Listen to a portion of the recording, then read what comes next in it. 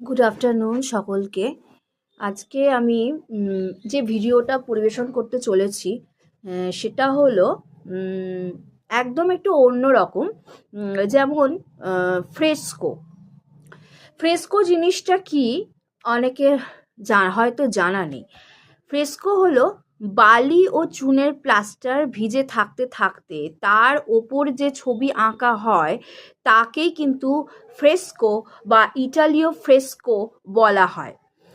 তা আমাদের বাংলা সাহিত্যের ইতিহাসে সব কিছুই কিন্তু একাকিত মানে একত্রিত বা একই মানে একত্রীকরণ ঘটেছে, মানে এক হয়ে গেছে।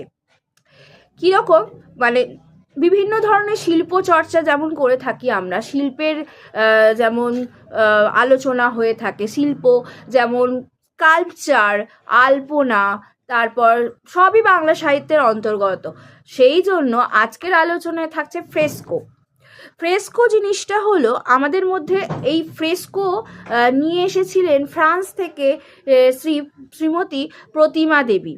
আমরা জানি তো প্রতিমা দেবীকে আমরা চিনি, তিনি ছিলেন পুত্রবধূ, রবীন্দ্রনাথের পুত্রবধূ ছিলেন। এবং পরে আমরা অনেকবার হাতে কলমে মানে এই ফ্রেস্কো ব্যাপার মানে যে আঁকাটা অঙ্কন ফ্রেস্কো যেটা করতে হয় বালি ও চুনের সঙ্গে মিশ্রণে যে প্লাস্টার, সেটাকেই যে ফ্রেস্কো বলে, সেই মিশ্রণে যে ছবিটা আঁকা হয় সেটাকে ফ্রেস্কো বলা হয়, যেটা ফ্রান্স থেকে আসছে। একটা অভিধানে পাওয়া গিয়েছিল method of painting in water colour on fresh plaster অথবা in water colour laid on wall or ceiling before plaster is dry. এই ফ্রেস্কো পদ্ধতিতে ছবি করতে গেলে প্রথমে নিখুঁত রেখাচিত্র করে নেওয়া দরকার। এই যে রেখাচিত্র পেন্টিং, বিভিন্ন পেন্টিং, এই পেন্টিংয়ের যে